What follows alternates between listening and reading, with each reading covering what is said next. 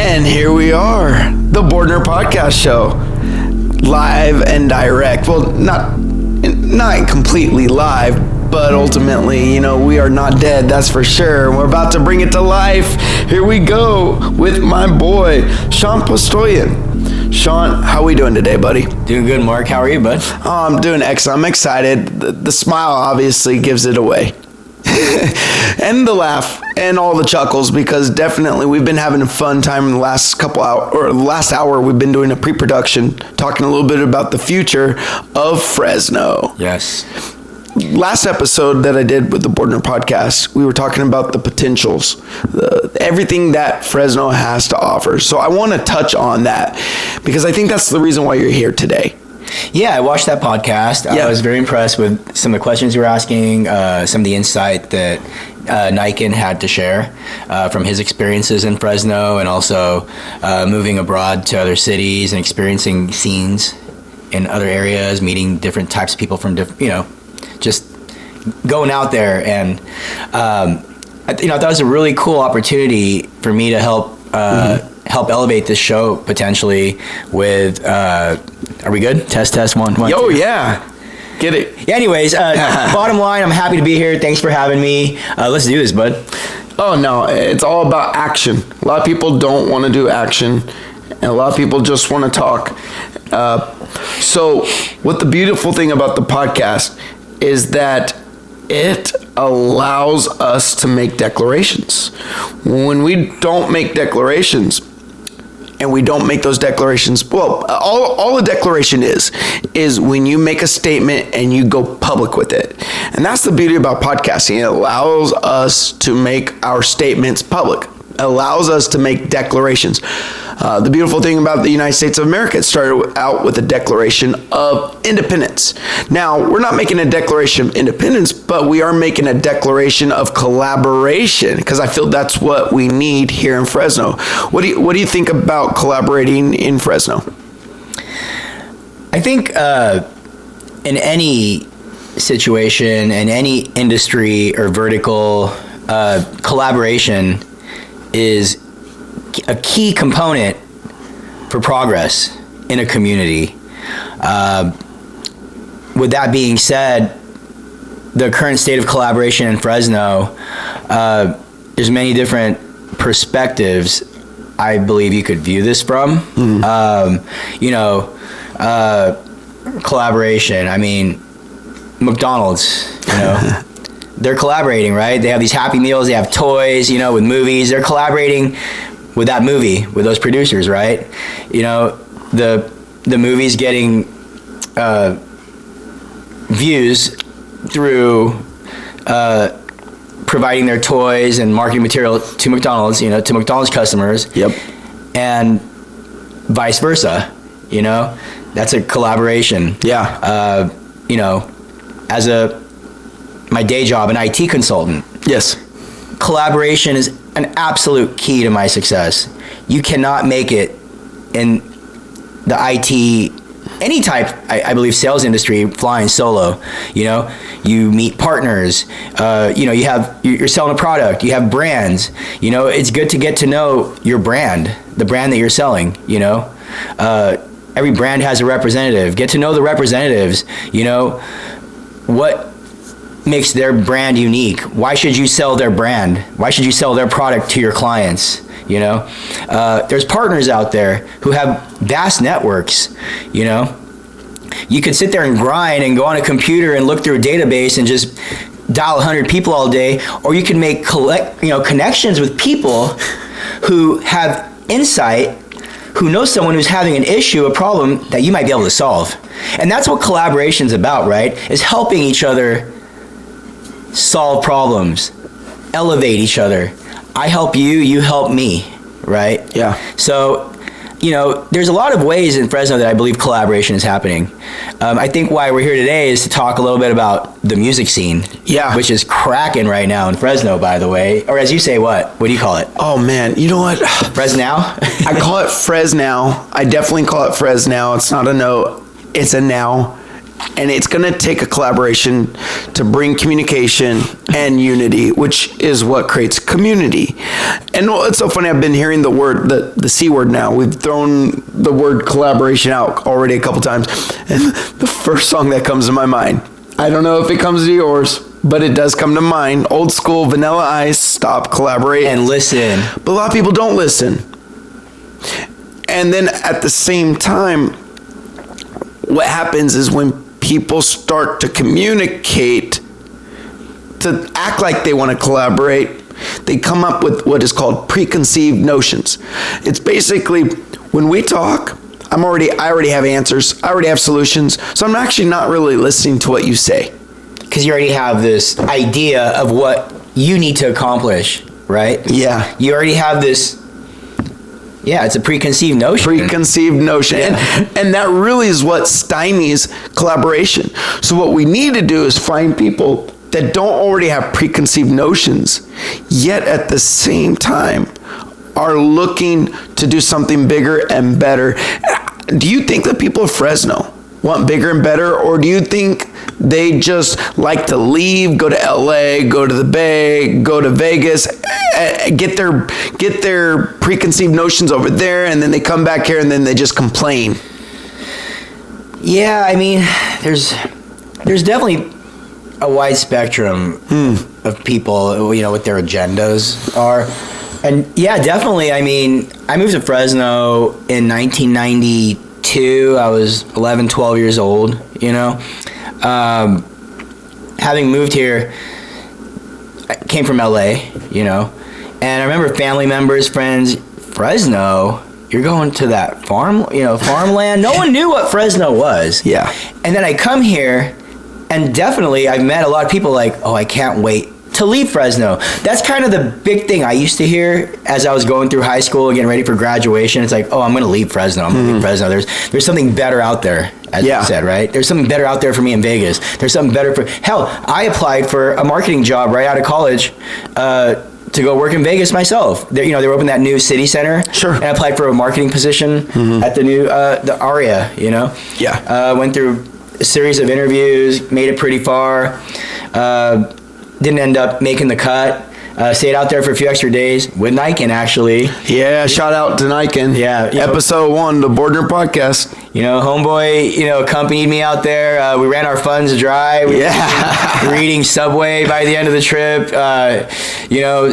Encore was nice enough to give us a few free drinks and let us crash at their pool all day. I ended up running into my cousins randomly. We're like, hey, people think there's something better for them out there. But a lot of people come back. And I think now what we're starting to see in Fresno is people do see the potential here. Yes. Instead of going outside of Fresno to live the dream and then coming back to Fresno, and then all of a sudden now they're living a nightmare. And the nightmare says, do not collaborate. And what happens is they go to LA, they get the notions, and then they come back to Fresno, and it's all preconceived. Oh, it's supposed to be like this. Oh, it's supposed to be like that. Oh, it's supposed to be like that. And if they don't see it like that, you, the Fresno collaborator, they basically wave you off to the side. They stop. They don't want to listen. They already are right, and you're wrong. So why even listen? And that's really where we come back to the song of Vanilla Ice. Stop, collaborate, and listen. Get rid of those preconceived notions, Fresno, because something new is coming. Yeah. Open your mind. Listen it up. Listen to what the person has to say. You might learn something. It might change your, nobody's necessarily trying to change your view, I think. I mean, some people are, like, oh, you need my way or the highway. At the end of the day, like, if your message is not resonating with a certain person or group of people, go find another group. Yeah. Go find another person. Or maybe change your strategy or your approach. Yeah. But we're social beings by nature. I mean, these cities weren't built by one person. There's, you have a crew of construction workers and planners and contractors and city planners and this and that and all these different elements coming together to build these cities, and you work with people who your message resonates, and it goes all the way to the granular level, I think, of interpersonal communications, right? Interpersonal. I love it. Yeah, of course. So why do relationships fail? People cannot work out their differences. One person's not willing to hear out the other person. Right. And, there you have a breakdown in communications. Now you're just chasing your tail around, trying to, Well, now you're getting me excited, Sean. Yeah. You're getting me excited. Question. If you had a small class of people from Fresno who love Fresno, who are dedicated to trying to collaborate in Fresno, make a change want to make a change. You had a small class. To be better. Let's say you have a small class of 6 individuals that claim they want to be your apprentice, and they want to learn everything about the industry and everything that there is to be. Yep, exactly. To everything that there is to be within the production. They're interested. Now it's your first day of school. Mm-hmm. What? And it's your intro to Shant's production company, aka VibeRight. What's the very first message that you give them to try to get them to open their minds? Go. Wow, that's a loaded question, my guy. What's my message? What's your message to someone who's new to Fresno? I think my message to anybody is, and just to stay on to anybody topic. Or people from Fresno, because obviously you're from Fresno and you kind of have an idea of the culture that they've been raised in. How do you get them to break that culture so they stop having preconceived notions and start going, wow, the potential's here? I don't know much about what I'm about to say, so I'm just going to keep it high level. Yeah, no, keep it macro. I'm going to keep it macro. Yeah. But Fresno has been used as a test market, right? By a lot of companies out there. They release products and things in Fresno to see how it works out, because we have such a wide range of demographics in Fresno, high, upper class, middle class, local. We have a very wide, broad range of people in Fresno, and from what I understand is it's been used as a test marketing. Yeah. By companies, like when they released Crystal Pepsi back in the day and all these different things. They tried new products at Taco Bell, and they tried in Fresno first. Again, this may or may not be true, but from what I've heard. Yeah. And I think my message to people is, well, let me backtrack too. There's also a quote out there, and I've heard this a lot, is if you could make it in Fresno, you can make it anywhere. And I've heard this, and I've found it to be true in a lot of ways, because Fresno is what primarily? It's an ag market. Yeah. Agriculture. That's our primary thing in Fresno, is agriculture. We're the breadbasket of California, of America. We're producing a lot of food in Fresno, in the Central Valley, I should say. And a lot of our industry out here is agriculture and ag support. A lot of industry supporting that agriculture, That being said, and I'm going to refer to my IT, I work with a lot of medium and large businesses. Yeah. I have clients. I've worked with clients like EJ Gallo, EECU, really big companies. Those are big. Community Medical. I've worked with a lot of these companies in Fresno, having been an ambassador for the Fresno Chamber of Commerce. You learn a lot about, small business, medium business, large business, people's mindsets. I'm going to go back to this. The biggest thing I've learned that I've experienced is the people who succeed in Fresno are the ones who are out there meeting people, talking to people, shaking hands, networking. Yeah. With my jobs, I've been reporting to LA, I've been reporting to SF, because that's where the main industries are. That's where the big companies are, Silicon Valley. Yeah. All the tech guys are up there, I'm reporting, and I'm like, hey, can you guys send me some business cards? You need business cards? Yes. I'm in Fresno. I need business cards. Sure, we're the fourth, fifth, whatever, largest city in California, but it's still a very old school way of doing business here, where it's very important to go out and shake hands and meet people and give them your business card and to follow up and to build those connections, to build those networks. So my advice to anybody, I know I really dragged this out. You can edit it later. No, you're good. But speak your piece. Is, don't pigeonhole yourself in your house, in your closet, in your neighborhood, the local bar. Go out there, meet people. Yeah. And I'll add one more thing. Yeah. As an alumni of California State University, Fresno, when I transferred here from Pierce College in LA to finish my major, marketing advertising, I came here throwing big parties, with under VibeRight Productions. In 2005 was my first annual Energize. And, we did a lot of grassroots marketing. Like I said, going out there, meeting people. We used to go to parties with 2 turntables and a speaker in the back of my Eclipse hatchback. We'd go to parties and say, hey, DJs, you guys need a DJ? And we'd crash the party and we'd DJ all night and build these connections. That's kind of how we started. I call this pioneering. Pioneering. I mean, it was right after the Rave Act. Things were kind of stale. People weren't throwing parties during that time. And I kind of came in from LA very eager and thirsty, looking for something to do, and I couldn't really find a lot to do. So I was like, I'm gonna do it. People don't gravitate towards the thirst. They see it as desperation rather than excitement and hey, what could we ignite with this little wick? You light the wick and all of a sudden a flame.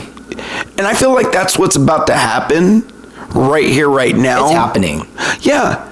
It is happening, and it happened with our episode 1 when we interviewed Nykkynn, and he talked a little bit about how the hotel industry indicates that there is a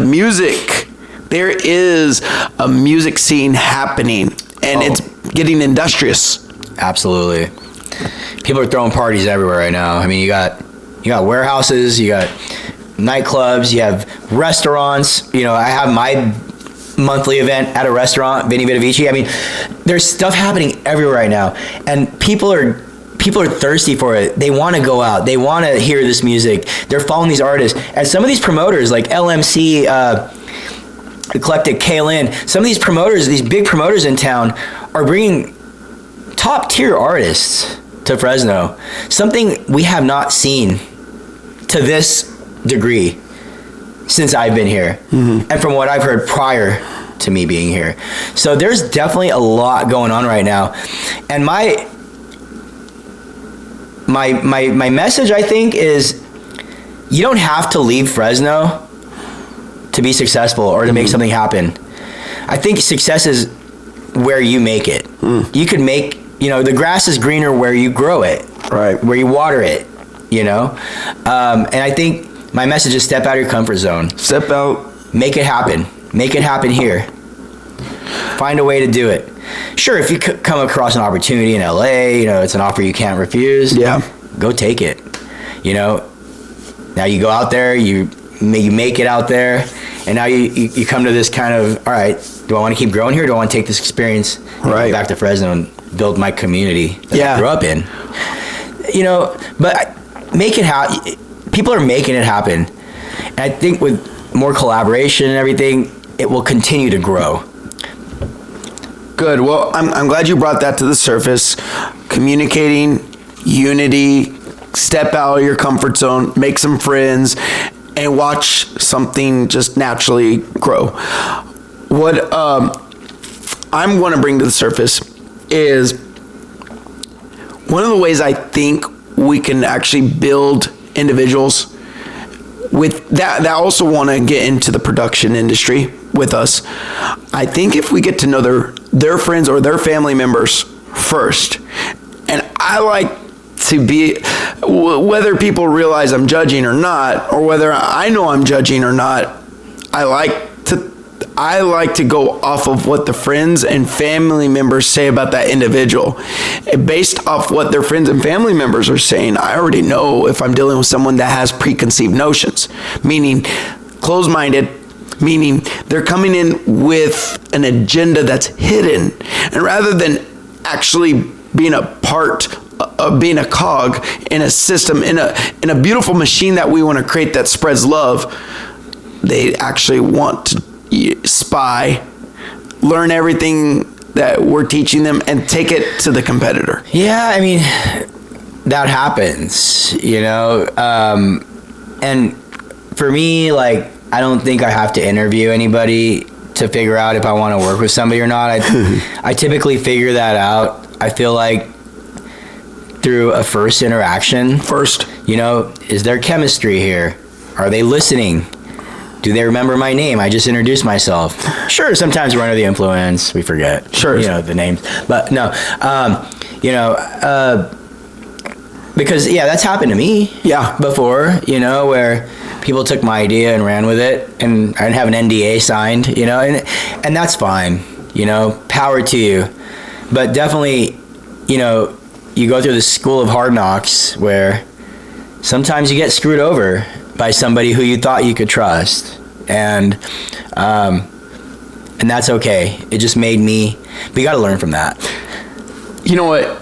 I know in our pre-production meeting we talked a little bit about ideas, and I said, well, when one idea consummates with another idea, they turn into a concept. They reproduce a concept, and then as long as we take that concept and implement, activate it, next thing you know, we're getting proof. Because in order for it to turn into movement, you got to be able to prove it to individuals that are within the walls of the movement. And as long as people see the proof, they will continue to follow. It's just now when we lead them, what are we leading them to? What do you think music is doing for people at the end of the day? Man, music is life, The reason why I love house music, techno, EDM, whatever you want to call it, it's that beat, it's that 808, that kick, I just love that vibration. And for me, it's like, I won't even listen to the lyrics of a song if I'm not attracted by the rhythm, the beat. Mm-hmm. I don't care what you have to say. If for me, unless I'm in a class, they're like, hey, listen to these lyrics, write a report on it. Like, you know what I mean? Like, right. I mean, for me, that's the chemistry, is that beat, that it puts me on this. Interesting. It charges you. It charges me. Okay. And lesser is more sometimes. Mm-hmm. Lesser is better, a lot of times. Like, with EDM, you have these quality, amazing, and by the way, there's a lot of great productions out there, and a lot coming from Fresno that, we can delve into more here in a minute. Okay. But, with a good rhythm and a beat, you could kind of create your own story in your head, and it's a feeling, it's a vibe, and it resonates if you're open to it. And so music, I've booked DJs who I never heard them spin before. Okay. And I booked them for one of my events. And I take pride in booking DJs who know how to move a crowd, who are great people, who are quality beats, and like this one dude, Vega, I met him at a rooftop party at Quail State in downtown. I was following him on Facebook or Instagram, and on social media. I saw he was always active, posting a lot of stuff. I listened to some of his music, really cool techno, but it never really resonated with me. When I met him, we just had this strong connection. And even though I never actually listened to a full mix of his, just that vibe I got from him, I was like, hey, bro, you want to come play for my party? What do you want me to play? Whatever you want. Like, I just want you to do you, boo. You know what I mean? Like, I want to hear what you do. Yeah. And, dude, he killed it. He came to Vinny's, packed the house, rocked the dance floor. His fans were there. My people were there. Everybody was under one roof just vibing to that beat, And I think that's what it's about. Yeah. I think music could help you make sense of the world around you without someone telling you. Yeah. Question. The DJ, is he the king of the event or is he the police officer of the event? I think neither. I wouldn't say a king. I would say, in a sense, it's democratic because the DJ has the reins, right? Or they're on this podium, they're DJing. First of all, I don't really like stages that much. I like it when the DJ is on the floor with all the people. Yeah. Yeah. Leading from the front. Yeah. But in a sense, the DJ is leading. Mm-hmm. But that DJ would have no power, would not be leading anybody if the people didn't decide to come watch him, to put him in that power position. Mm-hmm. So at the same time, the DJ has a responsibility as well. Okay. Does that make sense? Yeah, it does. Now, question. Can DJs actually collaborate? Can two people, or two or more, actually get up there and spin together? Absolutely.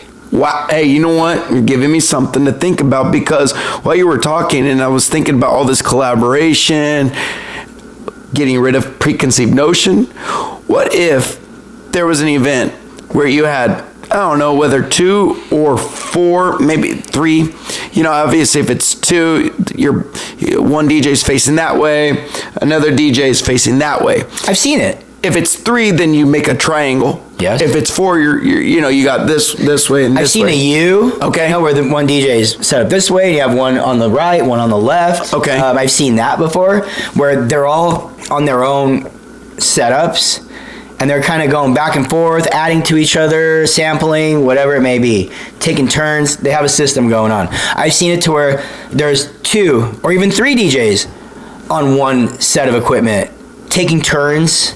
I've seen it done many different ways, but it's definitely doable. But it's also something you can't force. No. You know, because they're not kings. Yeah. It's really a very vibey situation. What I like to think about is systematic, enigmatic,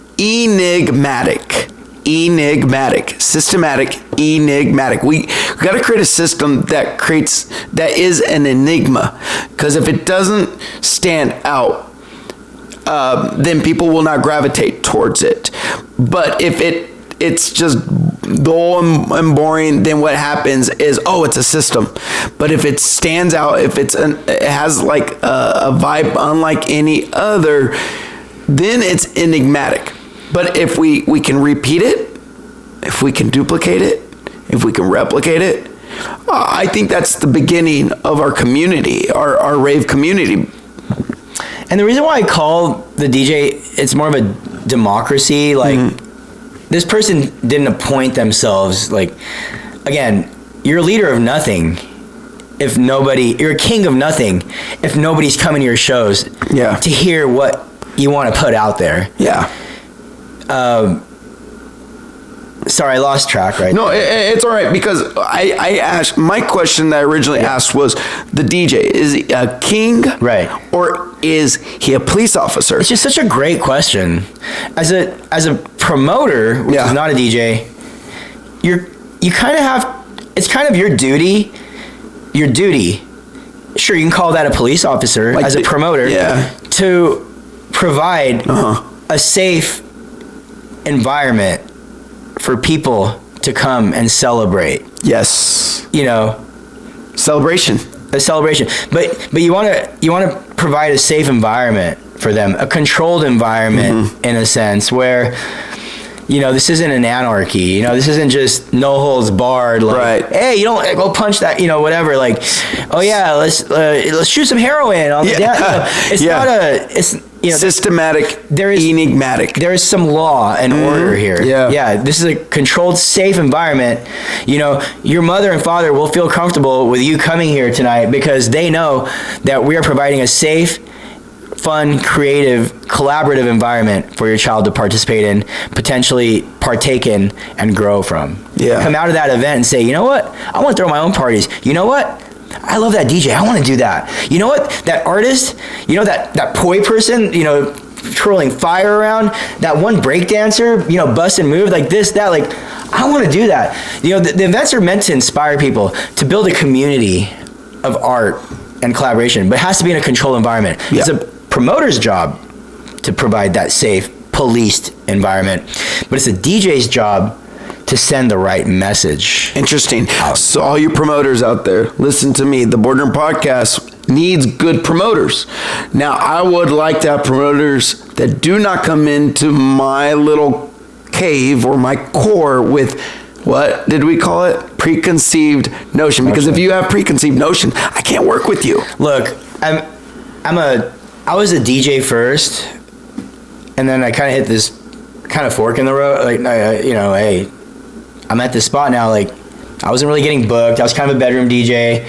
I was going to a lot of parties. I was making a lot of friends. Now I'm passing out flyers for other big DJs, and that's kind of like. And you know, I was like, hey, where am I gonna take this? Am I gonna produce music now? Am I gonna throw parties too? Like, what am I doing? And like, I chose the party route. Yeah, I want to produce parties. Okay, you know, I have all these great ideas to make music as well, and maybe I will someday. Yeah, and I have collaborated. I've made a couple songs with a few people that are not released, just like white label shit. But I was a DJ first and a promoter second. Okay, DJ first, promoter second. Now, if you could do it all over again, would you go promoter first and then DJ second? Negative, because the music is what I grew a passion for and what I want to do. And I only became a promoter and started throwing parties because I wasn't getting booked, and I wanted to play music. I wanted people to hear my message. I wanted to share it with people. You know, I'm coming from a war. I'm dealing with like PTSD and all this stuff, and having difficulty communicating with people, and music was my outlet. Okay, to the world. I gotta press pause there. Yeah, you're coming from a war. Now you got me intrigued.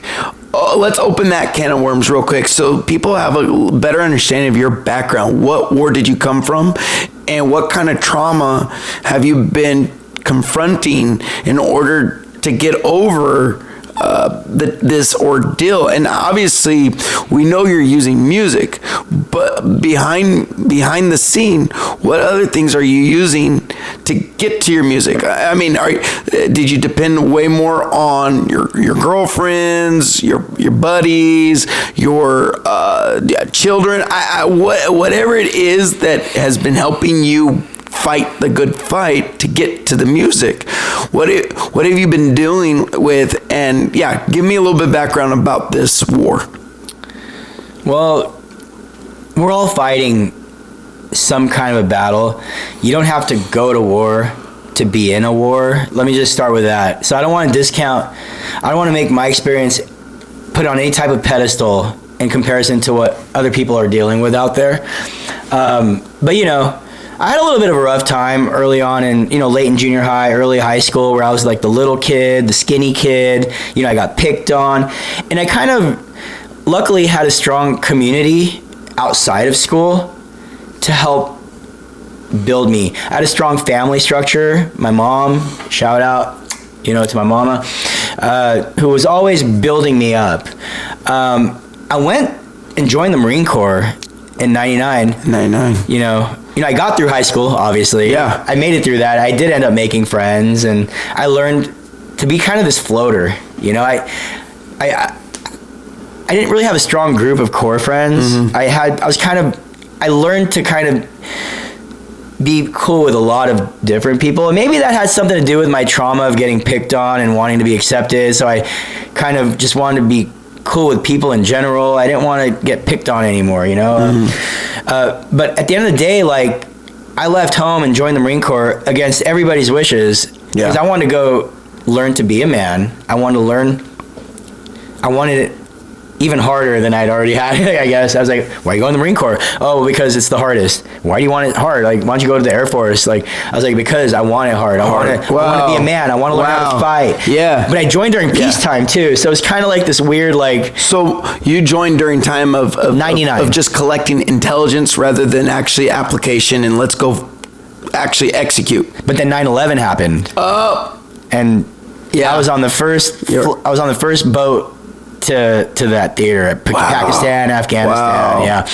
Wow. Yeah. Didn't really see a lot of action during that. I was a radio operator. Mostly did a couple refugee missions where we rescued some refugees in Pakistan, and we did some joint ops with African soldiers and different things like that in the theater out there. And then I was supposed to get out, and they stopped my contract to go to Iraq, and that was the war. Nobody prepares you, no matter how much training you have, for that mental. You're in a war. You have to fill out your toe tag in case you die. You have to tell your goodbyes to your mom, your girlfriend, and I never really had girlfriends through all this. I was, just from my background, I was always kind of this solo. Are you a hopeless romantic, or were you a hopeless romantic? I was. I took my chances with a gal who, it was rough for her. Nobody prepared her to love a man who was sent off to war, who she couldn't communicate with every day. She was in college. She was young. That was rough. I think that made the war experience a little more difficult for me. And I think that's kind of, to your point, it's kind of been a trend in my life where I am kind of a hopeless romantic, and the type of lifestyle I live as a professional in the IT industry, as a promoter, as a DJ who loves music, who loves being around people, that's not easy, for any relationship. But going back to the Marine Corps, it was not easy for her, for her man being in a war. Yeah. So that kind of shaped me as a person, that trauma of, being overseas and getting cheated on and wow, okay, now that's opening something. Now, what I'm getting from this is when you said earlier in this interview, being open, these people that come to our production company, and all of a sudden we have this class 101, hey, how can we get creative and get these kids or these people, because they could be adults too, how do we get their minds open so they stop having the preconceived notion that there's nothing happening here in Fresno? So I'm in a fraternity group. I don't want to say the name. It's, but there's a lot of older gentlemen in this group. And there's an older gentleman, let's just call him JP. Those are his initials. He's got to be in his 60s, late 60s, early 70s. Sorry if I got that wrong, JP. But he comes to my parties because he loves the music. You would never think this older gentleman, accomplished in this professional organization, going to these events where, he's probably the oldest person there. But he's dancing harder than anyone, talking to more people, doing more than anyone, just taking it in and in these kind of, in his golden years, right? Loving it. Another guy, Ernie, he used to own Club Fred. He took over Club Fred before Audio Olympic took over. And I got to know Ernie pretty well too. This guy had his shirt off at my party, twirling in the air. He's got a girl on each shoulder. Living the dream, man. I was like, Ernie, what brought you here? He was like, you know what? I was a nurse my whole life. I retired, and my passion, my dream was always to have my own music venue. Like, dream the impossible, because it's not. It's possible. And that kind of reminds me of myself. When I hit 30, something happened in my life. It changed the trajectory from there on out. If it wasn't for that one single event that I can go back to, we wouldn't be here right now. So if there was one event that changed your life and your path and now brings us here to this moment, what event do you think has brought you here to this point right here, right now? I'm going to go back to the Marine Corps. Okay. Because I grew up as an athlete, a jock in a sense. I was a churchgoer as a kid. My parents never took us to church. We went because I wanted to go to church. I wanted to learn the gospel. And, when I joined the Marine Corps, there was this life was like, what the did I get myself into? It was this whole new thing. They're telling you what to do. You're meeting these people from all these different parts of the country with different upbringings and backgrounds. And I'll never forget, like, I got assigned to a special ops unit, and I was sitting in the chow hall eating lunch, and I went and sat with these guys I didn't know. And there was hey, have you ever been to a rave? And I was like, a rave? Like, I've heard of those things before. I know at Clovis, my high school, there was a raver. There was one raver. He wore the fat pants and the candy and all that stuff. Everyone knew he was a raver. He was a very popular raver, apparently. But I didn't know anything outside of that, And having grown up in Clovis, you're kind of in this bubble in a sense. It's a valley. It's a valley. And I was like, nah, I've been to a Shake That Booty contest. It wasn't really a rave at the fairground. I've been to a few things, rave. They're like, when we get back to the States, we're going to take you to your first rave. And that was kind of it for me. I'm in this Marine Corps thing, this green monster, this machine turning me into this warrior killer. I'm meeting these people who are against that status quo, who are still into the music and the part. And it just kind of was a perfect storm for me. Yeah. Because the Marine Corps was so difficult, but that music gave me an outlet, a place to not necessarily escape to, but to make sense of the world. Okay, now I got another interesting question.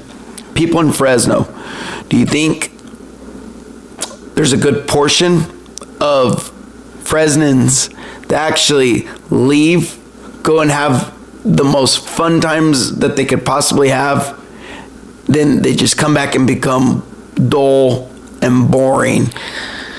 Or do you think that the people here actually they either stay boring because they know if they continue to have too much fun, then it could lead to depression? Literally, because I've heard this quote so many times.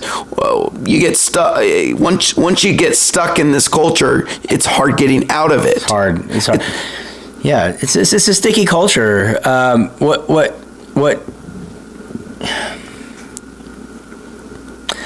sticky culture. I like that. It's a sticky culture. You make a lot of meaningful relationships, sometimes just for the night. I meet so many great people. Sometimes I never talk to them again, unfortunately. It's like like peanuts on an airplane. Well, that's funny, because that's why Facebook and all these social media hubs were created, so that we can continue to stay in contact with a variety of people that come into our lives. It's definitely become better now with social media. Yeah. Because even if you don't call that person the next day, if you get their social media handle, now you have this another universe, another dimension, forever connection with somebody that you can access anytime. Right? Yeah. And I just leaked. Oh, you're good. You're good. Yeah. So, but it could be a very lonely place too. Like, as a DJ, sometimes in that DJ booth, you're watching the party, you're observing, you're vibing, everyone's having a great time, and you're feeding off them. But I have had moments, where I was like, it could be a little bit of a lonely place. Right. It's lonely at the top. It's not supposed to be all peaches and cream at the top. When you're at the top, though, you have to be exemplary. Now, I've always thought of myself as, I might be top at one in one part. However, I believe there's two other parts. So I think we can be experts in 3 industries.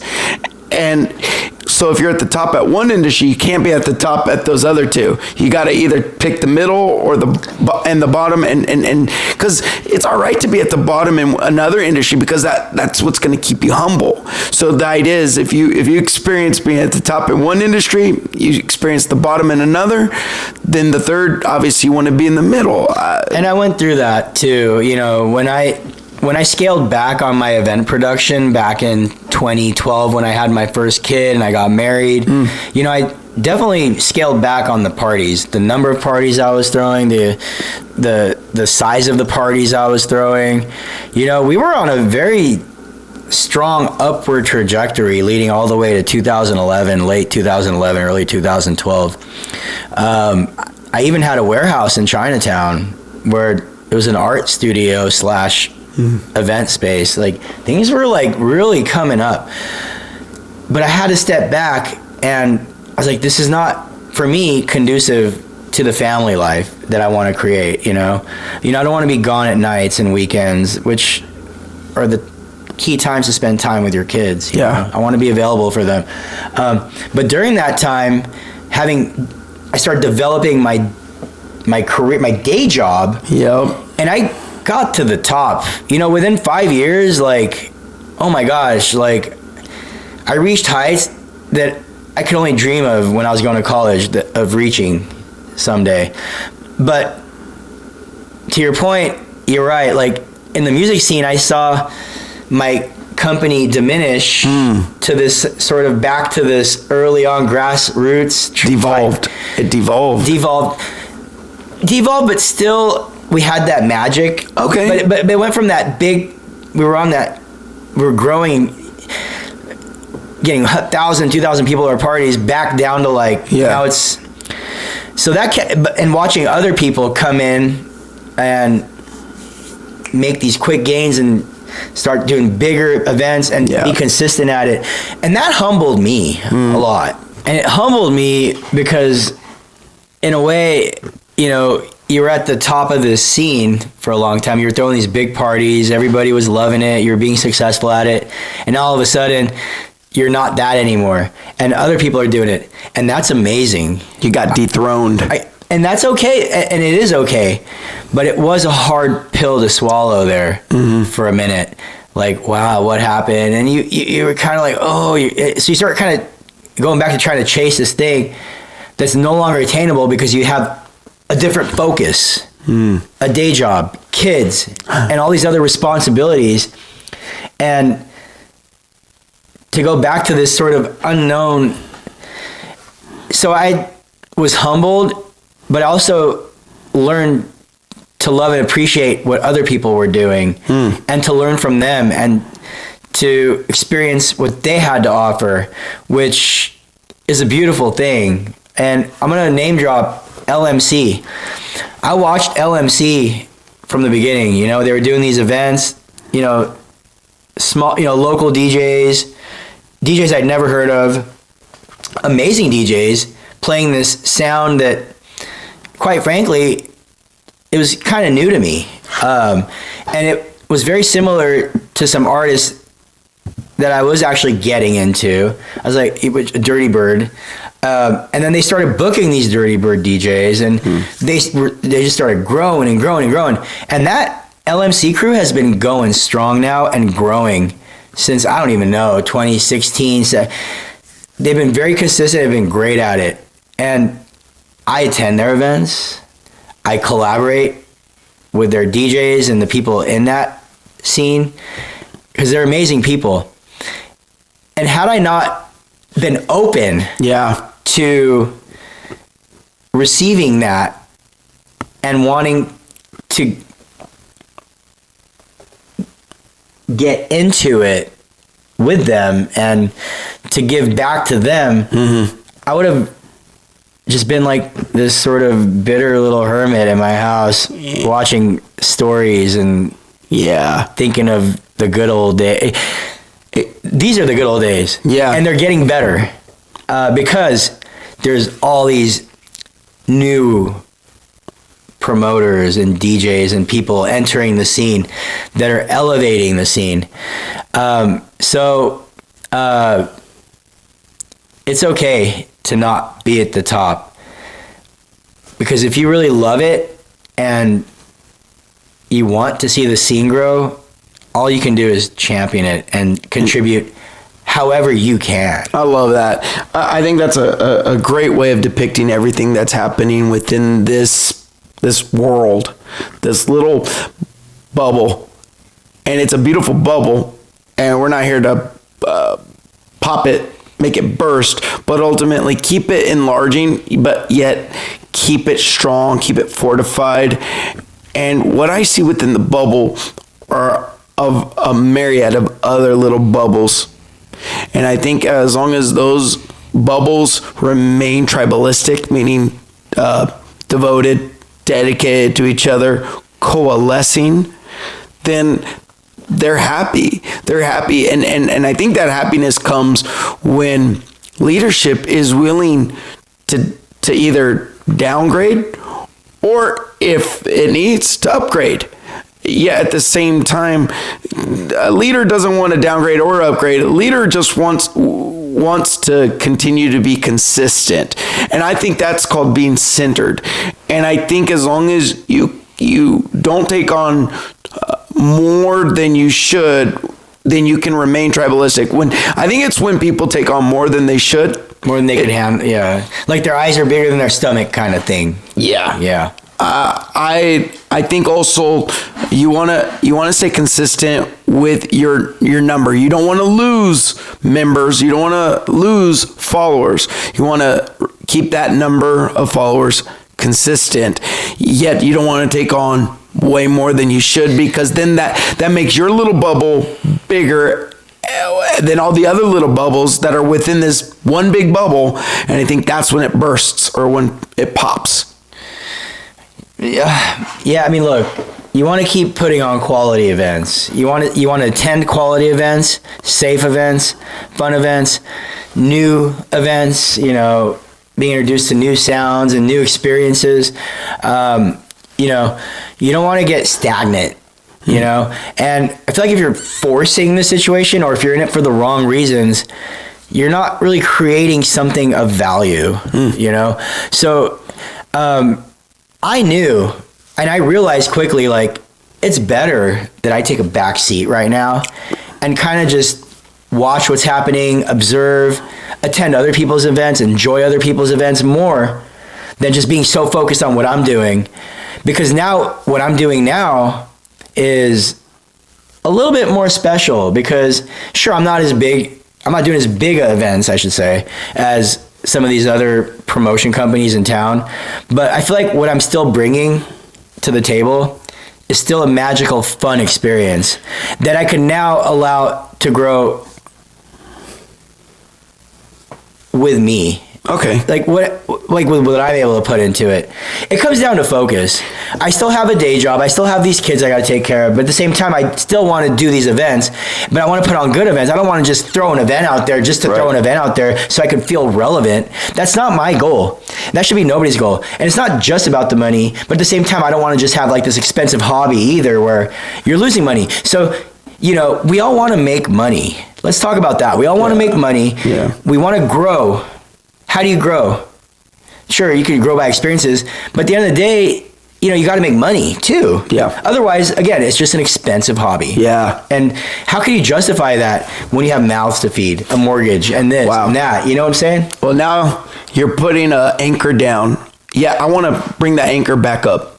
And what I see as you are flowing, not thinking about money, just thinking about the organization and how you became a master. I'll say this. This is how I interpret it. You became a master. You did really good, and you thrived during your era. But then all of a sudden, something came to a halt, whether it was economically created or family. Yeah, family. I started a family. More demands, less time. Next thing you know, you get humbled. And you have to say, well, either A, I become a hermit, or I go be a student and actually learn from the people that are now keeping the torch. Continue to enjoy what I enjoy, which at the end of the day is music. And now I almost feel like the engines are starting to rev up again. And whether it's because of less family or your family has become more mature in understanding how to deal with you. My kids love it. Okay. So, I played at a Forest Harvest Festival up past Prather just the other weekend. And, I was supposed to go up there Friday, but I had my kids on Thursday, and they were going to their moms on Friday. And I was like, hey, kids, let's go check out this campground. The guys were already up there. They were already setting up. Kyle and his crew were already up there setting up. I took them up there. They loved it. They loved the road trip. They loved getting there. They loved meeting these different curators of this event. You know, there was a little park there in the forest and all this cool stuff they were able to do, and this huge lake and lights and all these things going on. And my son, my oldest, was like, Dad, I want to come back with you tomorrow to the party. And I was like, yeah, you know, someday I will bring you to a party with me. But to your point, yeah, like, the kids understand that this is something I love, and they get excited about it. For me, because Dad gets excited, Dad's happy, which is going to make your child happy, but they truly love it and enjoy it as well. Wow. So now I'm at a place where it's like, you know what? I want to keep doing this, but I also want to start stepping it up a bit again. And, you know, the 22nd annual Energize is coming up in January. So, you know, I was like, you know what? Let's bring DJ Dan to Fresno. DJ Dan to Fresno. Well, I can't. House music legend. Okay. Yeah. Well, do you think I'll be able to get him on an interview? Do you think we'll get him on the Bordner podcast, or is he too busy? You know, we'd have to talk to. He has representation. He has an agent. Okay. So I think this is something we'd have to probably talk to his agent. Yeah. About because you know he's a very busy person. I mean, he's booked. He's booked weekly.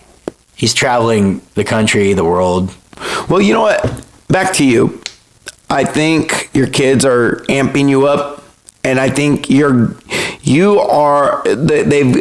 created a vibe within you, and now that we're implementing, we're actually like we're talking about it right now. I think what it's doing is it's increasing the frequency at which you feel, and if you can take that frequency, take all this education, take all these experiences, and bring it to the surface, I see VibeRight taking off again, and that's what this is for. This is to say, hey, you can be successful, lose it all, and then come back.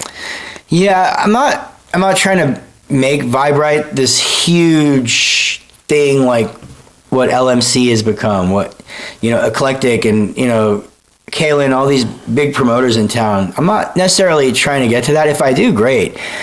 Quite frankly, at the moment, I don't have that bandwidth, but I feel like I'm creating a team right now where we can all collaborate and work together and potentially get the events to this sort of, and it's not even about bigger, more than what it's about for me is bringing DJs and musicians and artists to Fresno that I just feel like people gotta hear. Yeah. Like, oh, you gotta check this out. Nothing like it. You know, it's gonna blow your mind. Like, you know, I want to be wowed. And I can only imagine people want to be wowed. People want to have experiences. They want to have fun. They want to have these memorable. Everyone's going through something, and what this scene provides, I feel like, for people is an outlet, a place to kind of go where all these people of different colors, creeds, you know, are united as one on a dance floor under one groove. You know what I'm saying? Yeah. And it sounds a little cliche, you know, house music, but that's really what it's about, is creating this place where people could feel comfortable being them. Yeah. Where politics and all this other crap going on is kind of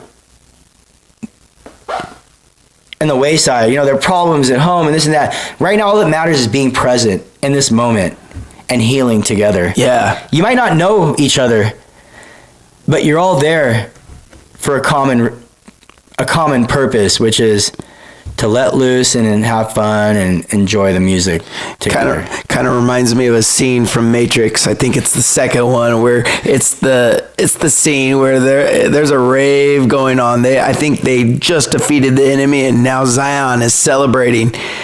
And you know, it's funny that the writers put that into the story, a celebration, music, where people, like you said, all different types of creeds, colors, cultures coming together and amalgamating for one night.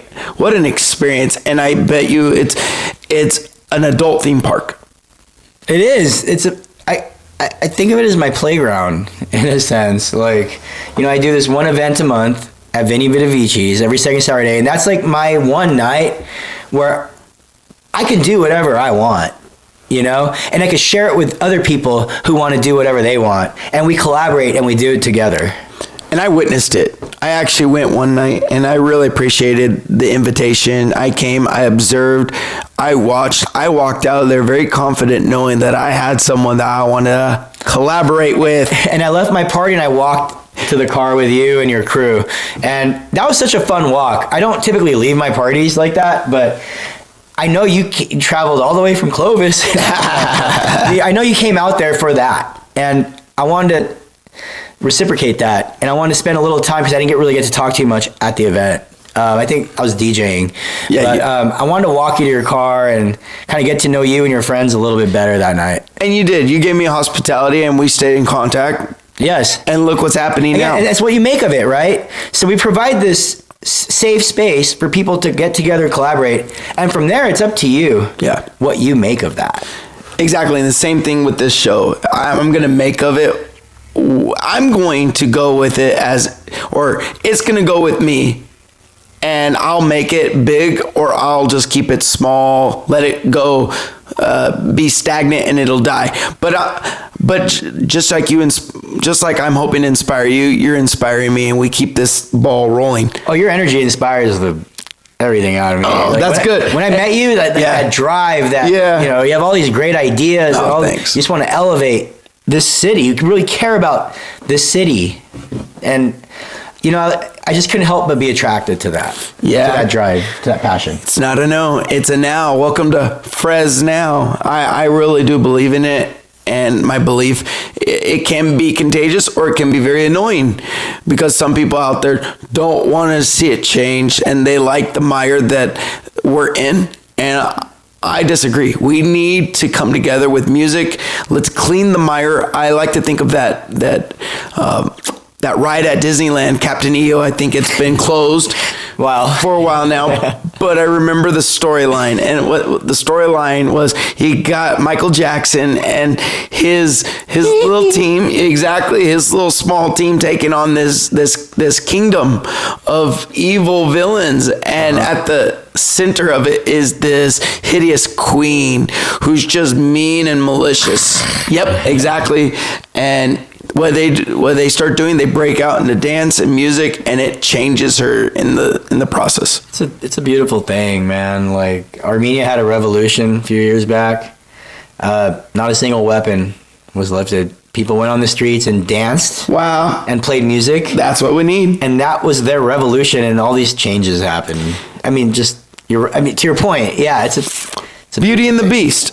Belle kisses the Beast, and boom, the entire kingdom changes with one little kiss.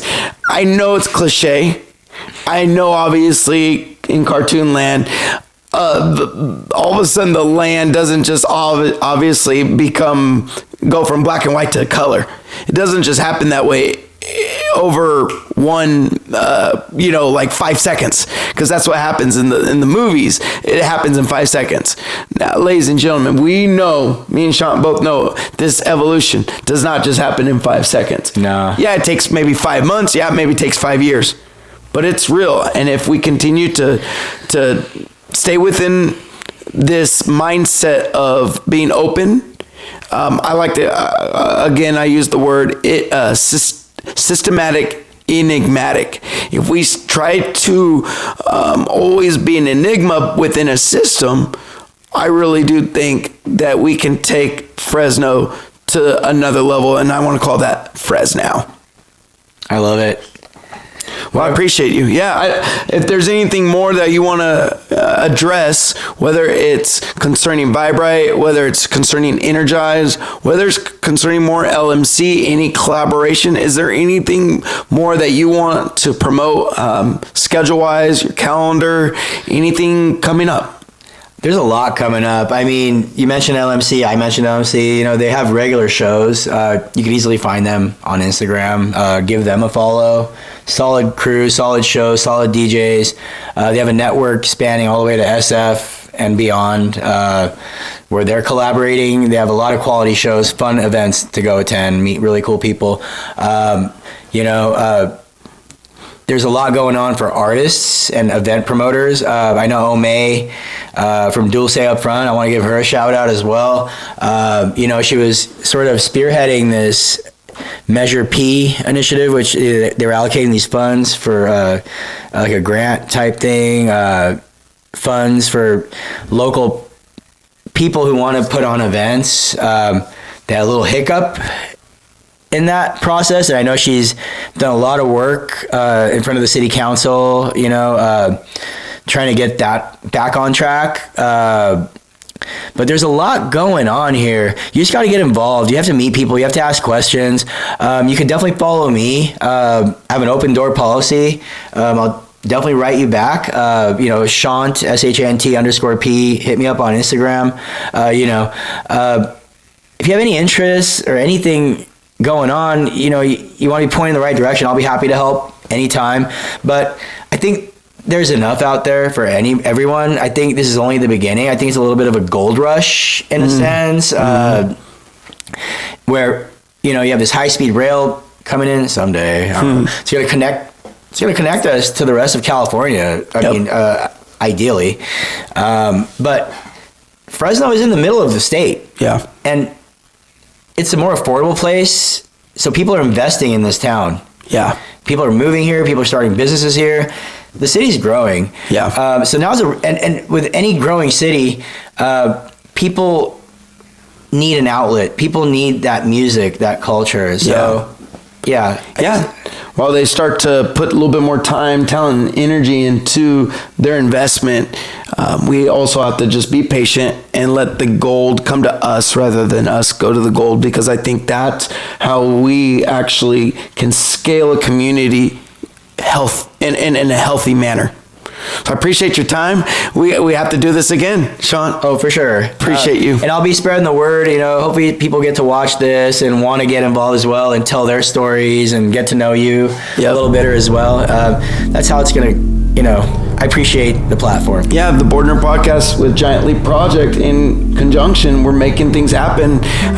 Again, here with my guest for today, Shant Postoyan. I appreciate your time, and let's get back together again and report. You got it. All right. Have a good one.